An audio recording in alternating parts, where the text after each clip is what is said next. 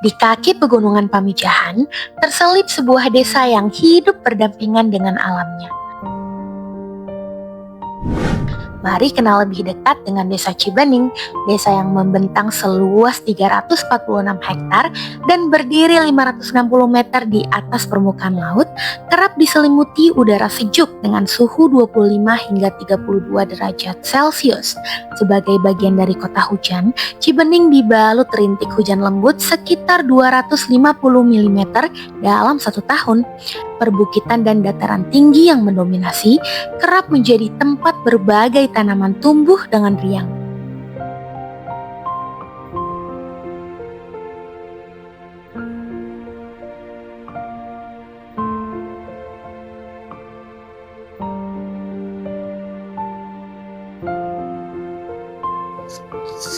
Untuk kondisi desa di Cibening ini pas dulu itu kayak gimana sih Pak? Dan apakah sudah berkembang di sekarang ini?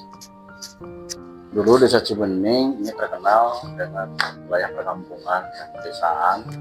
Dulu kita punya potensi itu ikan emas ya, karena memang airnya bagus, lahannya masih luas. Cuman tadi lah tata kelolanya beda.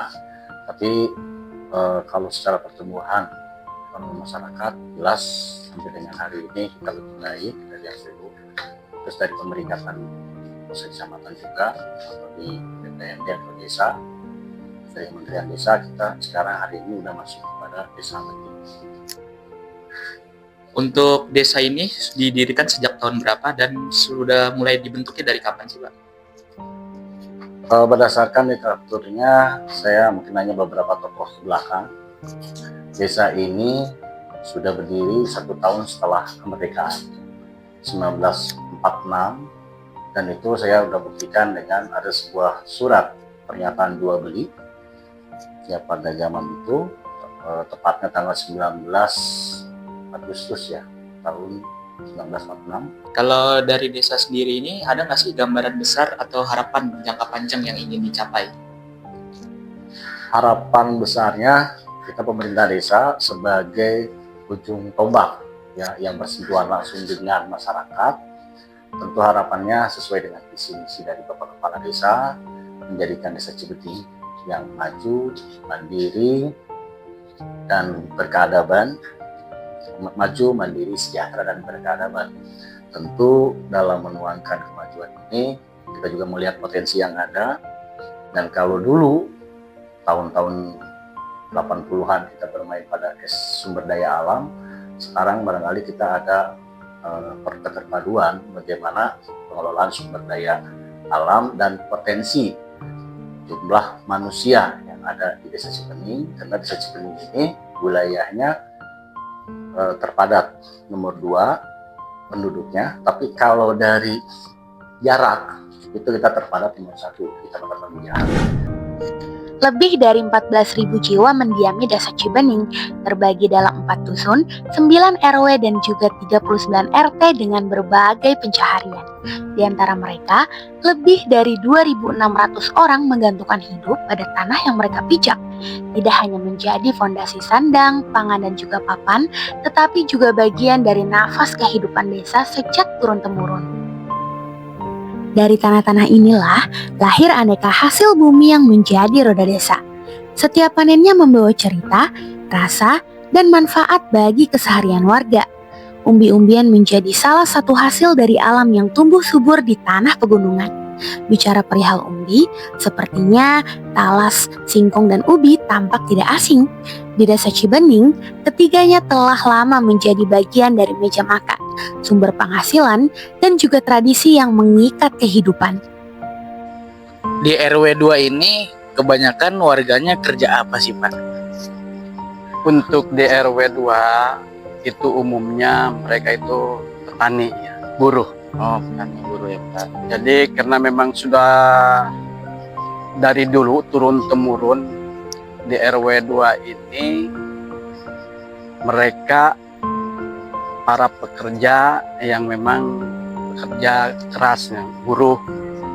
Ada juga sih yang supir, ada juga yang bekerja di pemerintahan dan lain sebagainya. Tapi keumuman rata-rata Petani ya di Pak? sini petani. Oke Pak.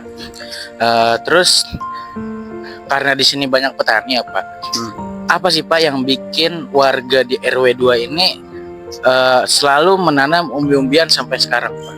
Ya, yang pertama memang tempatnya strategis ya Betul. untuk umbi-umbian.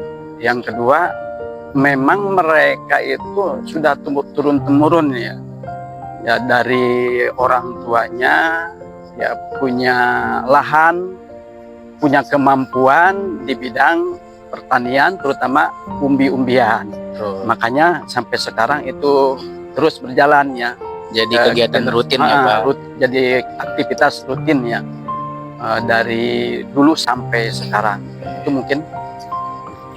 Baik, lalu Pak, dari dulu di Cibening ini kan umbi-umbian sudah jadi tanaman utama atau baru belakangan ramai ditanam Pak? Sebenarnya dari dulu. Oh dari dulu Pak. Untuk desa Cibening ini sudah dari dulu terbentuk yang namanya para petani, terutama mungkin yang dari umbi-umbian dan palawija ya. Untuk peran umbi-umbian, gimana sih Pak buat untuk ekonomi warga dari dulu sampai sekarang ini? Peran umbi-umbian itu ya sangat berperan sekali untuk warga kami ya, karena memang tadi menjadi mata pencaharian yang utama, karena memang basic ya mereka itu dari petani ya, sehingga mungkin umbi-umbian ini akan jadi modal dasar buat mereka karena tadi ya sudah memang basicnya mereka itu dari petani sebagian besar, dan memang tempatnya juga strategis mereka untuk menanam umbi-umbian, sehingga itu menjadi modal dasar buat mereka untuk jadi sumber ekonomi. Baik Pak.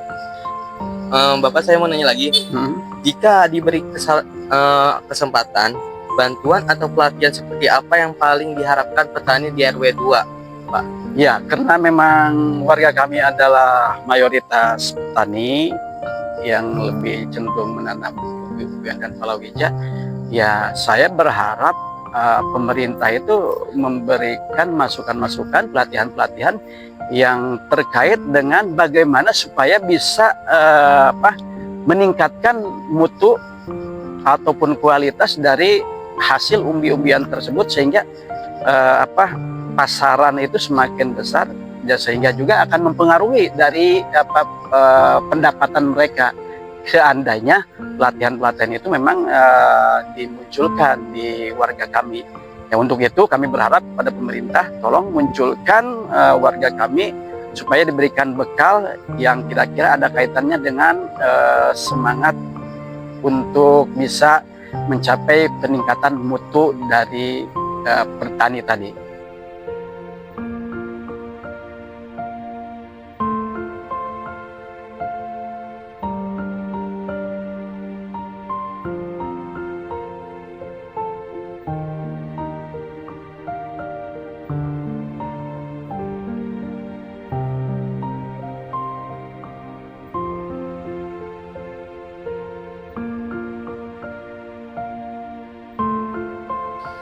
Bapak, sebelumnya izin bertanya, kira-kira luas lahan yang sedang ditanam berapa ya Pak?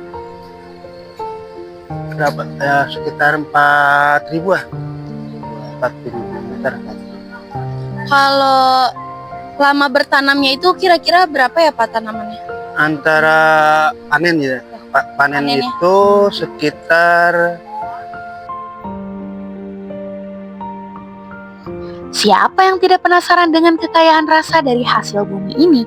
Talas yang diolah menjadi sayur yang hangat untuk makan keluarga, singkong yang disulap menjadi keripik renyah untuk jadi camilan favorit, dan juga dari daun pucuk ubi, lahir sayur segar yang menemani santapan siang dalam ruang kebersamaan.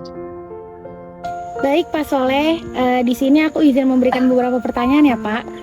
Untuk pertanyaan yang pertama nih Pak, kira-kira sekarang jenis umbi-umbian apa aja sih Pak yang lagi ditanam warga? Paling 3 macam lah. Ubi Apa aja tuh, putih, ubi merah, ubi ungu. Kalau selain ubi kira-kira ada apa lagi sih Pak? Paling nggak ada singkong paling. Singkong ya Pak? Iya singkong. Singkong hanya satu macam ya Pak? Satu berarti? macam. singkong. Kalau di RT 1 sendiri nih Pak, sekarang nih warga tuh lagi banyak yang nanam apa Pak? Kebanyakan ubi lah. Ubinya kira-kira ubi apa Pak yang lagi banyak ditanam sekarang? Ditanam ubi putih sekarang. Oh, ubi putih. Nah, tapi kira-kira Sama ungu. oh, ubi putih sama ungu ya Pak. Nah, tapi kalau dilihat dari kayak cuaca yang sekarang, terus juga mungkin musim gitu Pak, kenapa sih banyak warga yang lagi nanam ubi putih sama ubi ungu tadi? Sebenarnya kalau banyak hujan ini kan nggak mati lah istilahnya, langsung pada jadi gitu. Berarti memang cepat prosesnya ya Pak, Cepat kalau prosesnya misalnya lagi kalau musim hujan. Ada hujan lah gitu. Tapi kalau lagi musim panas, musim kemarau itu kira-kira apa Pak yang lebih efektif untuk ditanam? Tapi di sini mah rata-rata aja ubi nggak masalah sih, biar kemarau juga gitu. Oh, emang sesuai sama ini apa tanah yang di Tanah, sini ya Pak? Karena kalau di sini kan ada aja lah hujannya gitu. Oh gitu. Oke, makasih banyak ya Pak. Sama-sama. 4 bulan, selambatnya 4 bulan, cepatnya 3 bulan setengah. Kalau jenis tanaman yang sedang ditanam tuh apa ya Pak sekarang? Sekarang mau nanam ubi, Kalau selain ubi Bapak udah pernah nanam apa aja Pak? jagung sama bengkoang. Kan tadi berarti ada 3 macam jenis tanaman yang udah pernah Bapak tanam ya Pak? Iya, Nah, untuk setiap tanaman itu perlu berapa lama Pak? Kan kalau ubi itu tadi 4 bulan. iya. Kalau untuk jagung sama bengkoang itu berapa lama? Sama 4 bulanan lah. Nanti tuh Mari kenal lebih dekat dengan ubi, si sederhana yang memikat. Dari tanah yang gembur, ia tumbuh dengan tenang, menyerap matahari, hujan, dan pastinya kesabaran petani. Prosesnya dimulai dari pemilihan bibit yang berkualitas, tanah yang gembur, perawatan yang sabar, hingga panen di musim yang tepat. Di dalamnya juga terdapat gizi yang menjadi anugerah bagi siapa saja yang menikmatinya. kalau misalnya udah dipanen Pak, biasanya dari lahan ini tuh dijualnya tuh berapa Pak per kilonya Pak? Kalau ke Ya itu. tergantung harga pasaran juga sih. Iya, ada mahal ada murahnya.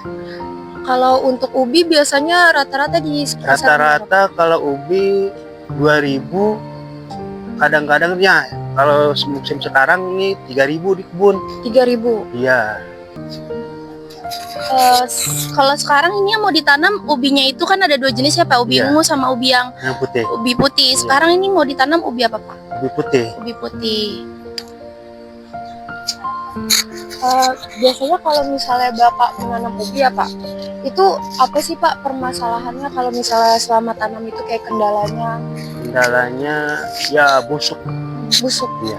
Berarti serangan hama ya Pak? sama ya. Selain itu ada lagi nggak Pak? Atau gulma atau Nggak, kadang-kadang cuma mati gitu nggak jadi. cuaca berarti ya Pak? Iya, ngaruh, Pak? cuaca. Kalau misalnya setelah dari lahan, setelah panen itu biasanya Bapak langsung jual ke pasar atau ada yang ngambil atau gimana? Ada pengepul tengkulak. Oh, tengkulaknya. Paling itu aja sih Pak dari kami Pak. Terima kasih Pak sebelumnya. Rantai distribusi sederhana ini menjadi nadi ekonomi warga, menghubungkan kerja keras petani dengan piring makan banyak anggota keluarga. Bicara mengenai piring makan, rasanya tidak asing jika membayangkan segar dan lezatnya olahan ubi tersaji di atasnya. Sepertinya sajian sayur pucuk ubi juga masih belum lumrah di telinga, bukan? Kini, mari kita ikuti bagaimana pucuk ubi ini menjelma menjadi hidangan yang siap mengundang selera.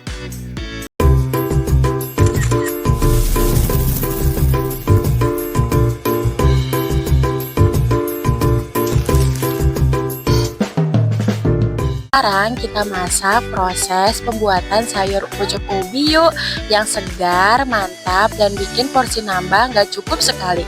Mari kita simak proses pembuatannya. Pertama-tama kita cabut pucuk ubi langsung dari kebun. Kemudian kita pisahkan daun dan batangnya. Lalu kita cuci hingga bersih agar tidak ada kotoran yang ikut nyelip. Habis itu jemur sebentar aja ya, cukup sampai agak layu. Nah, sekarang kita rebus daun singkongnya. Aromanya udah mulai keluar nih. Lanjut, kita siapin bumbu rahasianya yuk. Ada jahe, terasi, bawang merah, bawang putih, dan kacang. Kemudian panaskan minyak. Tumis bumbu ini sampai sempurna. Wangi banget ya, sampai bikin perut keroncongan. Kalau udah, angkat bumbunya. Lalu kita taruh di atas cobek. Kemudian kita ulek hingga halus. Aduh, wanginya bikin seger ya. Kemudian tambahkan sedikit air. Aduk rata, lalu masukkan daun ubi rebus. Aduk-aduk sampai sempurna hingga meresap ke setiap helai daun. Dan tara, sayur pucuk ubi siap disajikan.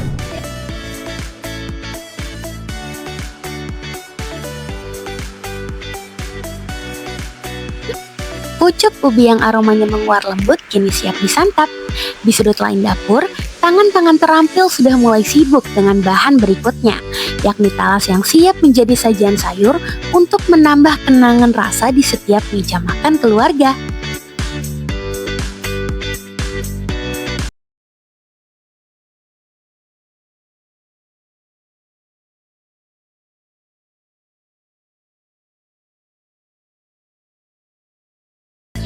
Oke, kali ini kita bakal masak sayur talas yang enak dan bikin hangat badan. Pertama-tama kita ambil dulu daun talasnya, lalu kita lipat biar gampang diolah ya. Setelah itu kita cuci dan kita rendam dengan air garam supaya getahnya hilang. Nah, sekarang kita rebus dulu daun talas sampai airnya mendidih. Sambil nunggu nih, kita bisa bikin bumbunya. Ada bawang merah, bawang putih, lada, dan juga jangan lupa tambahkan daun salam ya, biar aromanya tambah wangi. Terus kita masukkan daun salam tadi ke panci berisi talas yang lagi direbus. Lalu ulek bawang merah, bawang putih, dan cabai sampai halus. Kalau udah halus, tambahin kacang. Nah, terus tinggal diulek lagi deh sampai halus. Kemudian panasin wajan buat tumis bumbu halusnya sampai harumnya menggoda. Setelah itu masukin tumisan bumbu ke panci sayur talas. Aduk rata dan tambahkan garam serta penyedap rasa secukupnya. Kalau udah matang, sayur talas bisa diangkat dan dipindahkan ke wadahnya. Nah, buat yang suka pedas, bisa loh kita bikin sambal spesialnya. Cuma pakai cabai rawit, kecombrang, garam, dan penyedap rasa. Tinggal diulek deh sampai halus. Dan jadi deh, sayur talas siap disantap.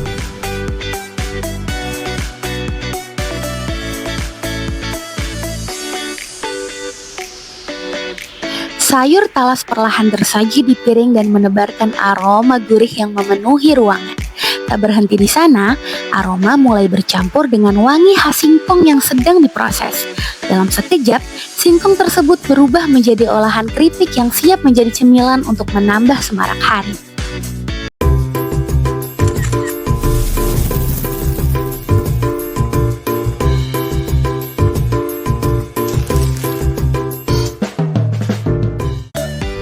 Halo teman-teman, mari kita buat cemilan keripik singkong yang renyah dan juga gurih. Langkah pertama, kita kupas kulit singkongnya hingga bersih. Setelah itu kita rendam singkong ke dalam air yang bersih untuk menjaga kesegarannya. Langkah kedua, mari kita parut singkongnya hingga halus dan berbentuk bulat-bulat tipis. Proses ini berfungsi untuk membuat tekstur singkong lebih mudah dibentuk saat digoreng. Lalu selanjutnya kita cuci parutan singkong dengan air bersih untuk menghilangkan sisa kotoran dan juga getah-getah yang ada. Lalu, kini saatnya proses penggorengan. Kita panaskan minyak dalam jumlah yang cukup, lalu masukkan parutan singkong perlahan. Setelah itu, kita goreng hingga berubah warna. Apabila warnanya sudah berubah menjadi kecoklatan, kita angkat dan tiriskan. Lalu setelah matang, kita angkat keripik singkongnya dan beri bumbu sesuai selera. Dan kini keripik singkong yang renyah dan gurih sudah jadi. Tak disangka, pengolahan umbi yang bervariasi menjadi celah kesempatan untuk menopang sumber penghasilan bagi warga. Produk usaha yang berbasis umbi-umbian ini pada akhirnya tidak hanya mempertahankan cita rasa khas desa, tetapi juga membuka peluang ekonomi bagi pelaku usaha lokal. Bisa diceritakan nggak sih Bu, Ibu ini jualan apa? Jualan kerupuk singkong. Kerupuk singkong. Iya. Kenapa sih Ibu milih jualan ini? Apa karena permintaan yang banyak atau bagaimana Bu? Enggak, ini mah ini aja. Apa sih namanya? Daripada diem gitu ya, mending kerja aja gitu. Oh iya.